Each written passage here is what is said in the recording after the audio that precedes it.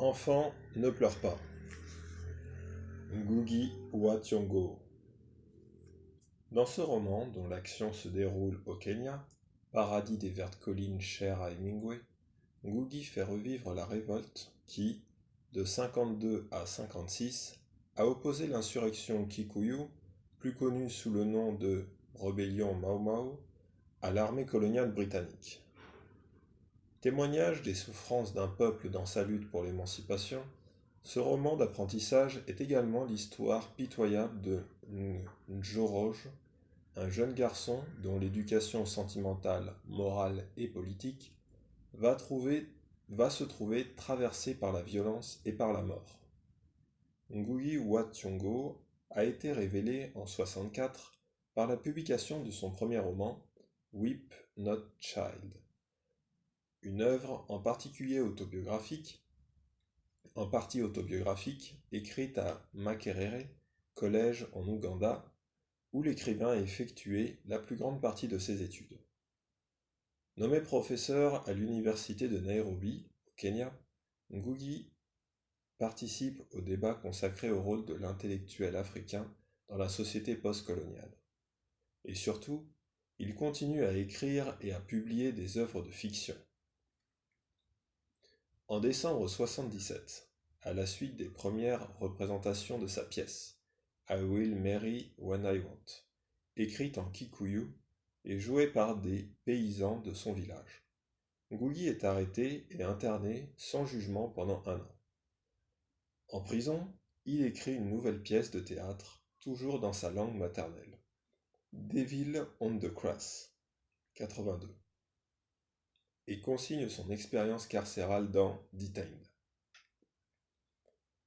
Depuis la tentative de coup d'État dont le Kenya a été le théâtre en août 82, Ngugi wa Thiong'o vit en Europe. Première partie, Crépuscule, chapitre 1er. Nyokabi l'appela. C'était une petite femme à la peau sombre et au visage hardi mais sérieux. On devinait, à ses petits yeux pleins de vie et de chaleur, qu'elle avait été belle. Mais le temps et les conditions difficiles ne favorisent pas la beauté. Et pourtant, Nyokabi avait conservé son large sourire, un sourire qui éclairait son visage sombre. « Aimerais-tu aller à l'école ?»« Oh, mère !» s'exclama Njoroge, le souffle coupé par la surprise, craignant à moitié que sa mère ne revienne sur ce qu'elle venait de dire. Il y eut un instant de silence, puis elle reprit. « Nous sommes pauvres, tu le sais. »« Oui, mère. » Son cœur tapait un peu dans sa poitrine et sa voix tremblait. « Alors tu n'auras pas de repas à midi, comme les autres enfants. »« Je comprends. Tu ne me feras jamais honte en refusant un jour d'aller à l'école. »« Oh, mère, jamais je ne te ferai honte. Laisse-moi seulement y aller, laisse-moi seulement. » Une fois encore se déroulait sous ses yeux l'enfance dont il rêvait. Il la contempla un moment. C'était une vision où il s'absorbait souvent. Il n'en faisait part à personne, et elle n'existait que pour lui, un avenir brillant. Tout haut, il dit « J'aime l'école ». Il dit cela calmement. Sa mère le comprit. « Alors tu commenceras lundi. Dès que ton père aura touché sa paye, nous irons dans les magasins. Je vais t'acheter une chemise et une culotte courte. »« Oh, mère, tu es un ange du Seigneur. »« Oui, un ange du Seigneur. » Puis il s'interrogea. Avait-elle consulté un magicien ? Sinon, comment avait-elle pu deviner le souhait caché de son fils, son rêve secret ? Et je suis là, vêtu seulement d'un bout d'étoffe, et bientôt, pour la première fois, je vais porter une chemise et une culotte courte. Merci, mère, merci beaucoup. Il aurait voulu mieux lui témoigner sa reconnaissance, mais il n'avait pas l'habitude d'exprimer avec des mots des émotions qu'il ressentait fortement. Du reste, ses yeux parlaient pour lui. À nouveau, Nyokabi comprit. Elle se sentit heureuse. Quand Kamau arriva ce soir-là, Njoroge le prit à part. Kamao, je vais à l'école. À l'école? Oui. Qui t'a dit cela? Notre père? Non, ma mère. Est-ce que notre mère aînée t'a dit que tu irais à l'école toi aussi? Non, frère. Tu sais que je fais mon apprentissage de menuisier.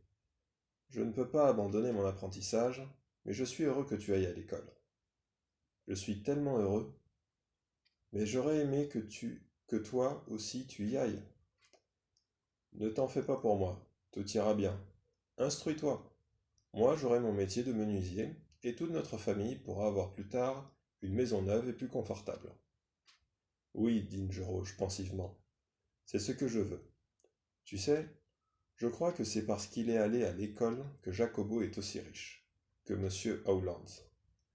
Et c'est pour ça que chacun envoie ses enfants à l'école. Tout le monde a compris combien c'est important. C'est vrai. Pourtant, il faut qu'il y en ait qui fassent des études, et d'autres tel ou tel métier. Bien sûr, mais je pensais que si nous pouvions étudier tous les deux, comme John, le fils aîné de Jacobo, ce serait bien.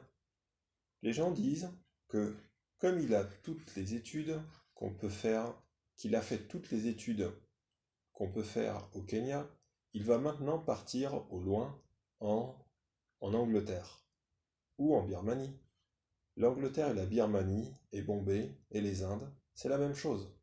Il va traverser la mer avant d'y arriver. C'est de là que vient M. Holland? Oui. Je me demande pourquoi il a quitté l'Angleterre, la terre des études, pour venir ici. Il doit être fou. Je ne sais pas. On ne peut pas comprendre les Blancs. Une seule route traversait tout le pays. Elle était longue et large, et son goudron noir brillait. Quand on la suivait les jours de la grande chaleur, on voyait de petits lacs devant soi. Mais quand on s'approchait, les lacs disparaissaient pour réapparaître un peu plus loin. Certains appelaient ça les eaux du diable, parce que c'était une illusion et que ça vous donnait encore plus soif si votre gorge était déjà sèche. Et cette route qui traversait le pays, et qui était longue et large, n'avait ni commencement ni fin. Du moins la plupart des gens ignoraient-ils d'où elle venait.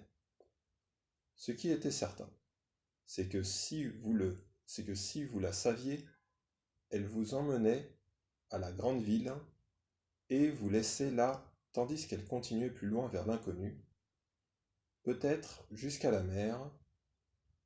Qui avait fait la route? La rumeur voulait qu'elle fût arrivée avec les Blancs, et certains disaient qu'elle avait été refaite par les prisonniers italiens pendant la Grande Guerre qui avait eu lieu loin d'ici. Les gens ne pouvaient s'imaginer l'ampleur de cette guerre parce que pour la plupart, ils n'avaient jamais vu de grande guerre où l'on se bat avec des avions, du poison, du feu et des bombes. Des bombes qui, lâchées du ciel, pouvaient détruire un pays en un clin d'œil.